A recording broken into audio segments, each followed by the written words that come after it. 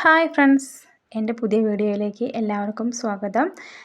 ഇന്ന് നമ്മളൊരു special chicken കറി, വളരെ സിമ്പിളായിട്ട് വയ്ക്കാവുന്ന ചിക്കൻ കറിയാണ് ഉണ്ടാക്കുന്നത്.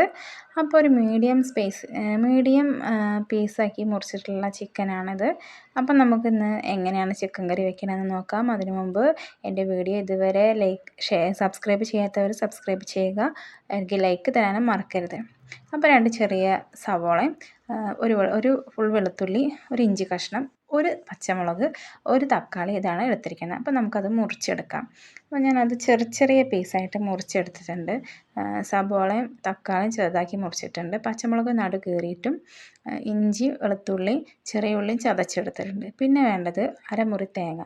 അതിലൊരു 1/4 ഭാഗത്തോളം ഞാനത് ചെറിയ കഷ്ണങ്ങളാക്കി മുറിച്ചെടുത്തിട്ടുണ്ട്.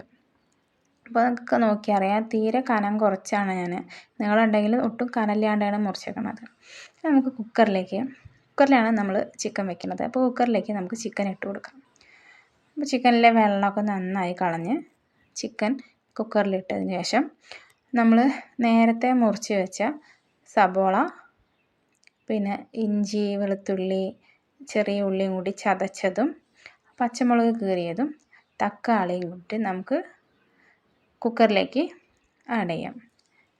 പിന്നെ നമ്മൾ നേരത്തെ തേങ്ങാക്കൊത്ത് മുറിച്ച് വെച്ചിട്ടുണ്ടായിരുന്നു. ആ തേങ്ങാക്കൊത്തും കൂടെ നമുക്ക് അതിലേക്ക് ഇട്ട് കൊടുക്കാം. അപ്പോൾ തേങ്ങാക്കൊത്ത് നമ്മൾ ചിക്കൻ്റെ ഒപ്പം ഇട്ടിട്ട് വേവിക്കുന്നതാണ് കേട്ടോ. അത് വേവൊന്നുമില്ല, എന്നാലും നമുക്ക് അതിൻ്റെ കൂടെ ഇട്ട് കൊടുക്കാം. അപ്പോൾ അതിലേക്ക് കുറച്ച് മഞ്ഞൾപ്പൊടി, ഒരു 1/4 ടീസ്പൂൺ, പിന്നെ ഒരു 2.5 ടീസ്പൂണോളം മല്ലിപ്പൊടി ഞാൻ ഇട്ട് കൊടുക്കുന്നുണ്ട്. 2.5 ടീസ്പൂൺ മല്ലിപ്പൊടി ഇട്ട് കൊടുത്ത്, പിന്നെ മുളക് പൊടി ഒരു 2 സ്പൂണ്, 2 സ്പൂൺ മുളക് പൊടി ഇട്ട് കൊടുക്കുക. പിന്നെ നമുക്ക് വേണ്ടത് ഉപ്പ്, പാകത്തിന് ഉപ്പും ചേർത്ത് കൊടുക്കുക. പിന്നെ ഇതിനെ നന്നായിട്ടൊന്ന് കൈ കൊണ്ട് കുഴച്ചെടുക്കണം. നന്നായിട്ട് എല്ലാ മസാല എല്ലാം അവിടെ എത്തണ പോലെ അതുപോലെ ഒന്ന് കുഴച്ചെടുക്കുക. എന്നിട്ടൊരു തുള്ളി വെള്ളം വേണമെന്നില്ല, ഒരു തുള്ളി വെള്ളം വേണമെങ്കിൽ ഒഴിച്ചു കൊടുക്കാം.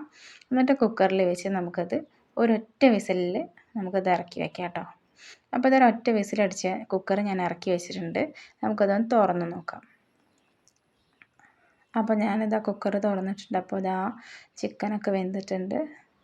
പക്ഷേ എന്താ വെച്ചാൽ കഴുകി ഊറ്റി വയ്ക്കാത്ത കാരണം തോന്നുന്നു കുറച്ച് വെള്ളം ഉണ്ടായിരുന്നു കേട്ടോ.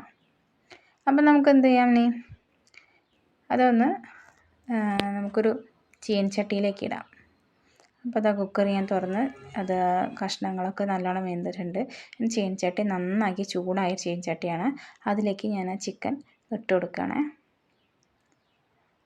അപ്പോൾ അതിൻ്റെ ഫുള്ള് മസാല കുക്കറിൽ തങ്ങിയിരിക്കുന്നുണ്ടാവും, അതൊക്കെ നമ്മൾ ഇതിലേക്ക് ഇട്ട് കൊടുക്കണം. എന്നിട്ട് നന്നായിട്ട് അതൊന്ന് ഇളക്കിയിട്ട് നന്നായിട്ട് കത്തിക്കുക. അത് നന്നായിട്ട് തിളച്ച ശേഷം ഉള്ള ചിക്കനൊന്ന് നന്നായി തിളച്ച ശേഷം നമുക്ക് അതിലേക്ക് ചിക്കൻ മസാല ഇട്ട് കൊടുക്കുക. ഞാനിവിടെ എടുത്തിരിക്കുന്നത് കിച്ചൺ ട്രഷറിൻ്റെ ചിക്കൻ മസാലയാണ്.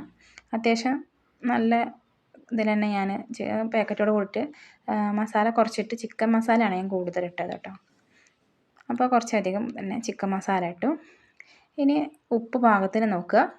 ഉപ്പ് കുറവാണെന്നുണ്ടെങ്കിൽ നമ്മൾ ഉപ്പ് ഇടാൻ മറക്കരുത്. അപ്പോൾ നന്നായിട്ട് ഒന്ന് ഇളക്കിയെടുക്കുക. അപ്പോൾ വളരെ പെട്ടെന്ന് തയ്യാറാക്കാവുന്നതാണ് ഇങ്ങനെ ഒരു റെസിപ്പി. അപ്പോൾ എല്ലാവരും വീട്ടിൽ ട്രൈ ചെയ്യുക. ലാസ്റ്റ് ഇതേ ചിക്കൻ ആയിട്ടുണ്ട്. അപ്പോൾ അതിൻ്റെ മുകളിൽ കുറച്ച് കറിവേപ്പില ഇട്ട് കൊടുക്കുക. കുറച്ച് വെളിച്ചെണ്ണ ഒഴിച്ചിട്ട് നമുക്കത് അടുപ്പിൽ നിന്ന് ഇറക്കി വയ്ക്കാം. അപ്പോൾ ഈ റെസിപ്പി എല്ലാവർക്കും ഇഷ്ടമായെന്ന് വിചാരിക്കുന്നു. അപ്പോൾ എല്ലാവരും ട്രൈ ചെയ്യാൻ മറക്കരുത്. എൻ്റെ വീഡിയോ ഇഷ്ടമായെന്ന് വിചാരിക്കുന്നു. എല്ലാവരും ചാനൽ സബ്സ്ക്രൈബ് ചെയ്യുക, ലൈക്ക് അടിക്കാൻ മറക്കരുത്. ബൈ.